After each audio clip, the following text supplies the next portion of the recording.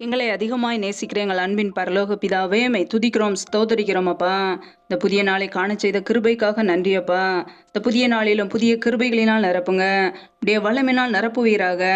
ஒவ்வொரு நாளும் எங்களை பாதுகாக்கிறீரே, அதற்காக ஸ்தோத்திரம் அப்பா. இணைந்திருக்கிற ஒவ்வொரு பிள்ளைகளையும் உடைய கரங்களிலே அர்ப்பணிக்கிறோம். என் தேவன் தாமே ஒவ்வொரு குடும்பங்களையும் ஆசீர்வதிப்பீராக.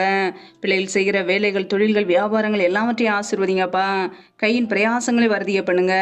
யாரெல்லாம் என்னென்ன காரியங்களுக்காக தொடர்ந்து ஜெபிக்கிறார்களோ, என் தேவன் எல்லாவற்றிலும் ஒரு அற்புதத்தை கட்டளையிடுவீராக. ஜீவனுள்ள நாட்களெல்லாம் நன்மையும் கிருபையும் தொடரும் என்றது போல பிள்ளையுடைய வாழ்க்கையில நன்மையும் கிருபையும் தொடரட்டும். ஆசீர்வதிங்க. கர்த்தரின் ஆசீர்வாதமே ஐஸ்வர்யத்தை தரும் என்ற வசனத்தின்படி ஒவ்வொரு குடும்பங்களையும் ஆசீர்வதிங்க. இப்படி ஐஸ்வர்யத்தினால் நிரப்புங்கப்பா. இப்படியே கரங்களிலே தாழ்த்துக்கிறோம். இந்த நாள் முழுவதும் நாங்கள் செய்கிற எல்லா காரியங்களும் வாய்க்க பண்ணுங்க.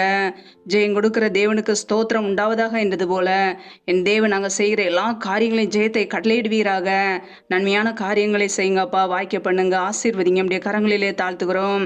இயேசு கிறிஸ்துவின் மூலம் ஜெபிக்கிறோம் ஜீவனுள்ள நல்ல பிதாவே. ஆமேன்.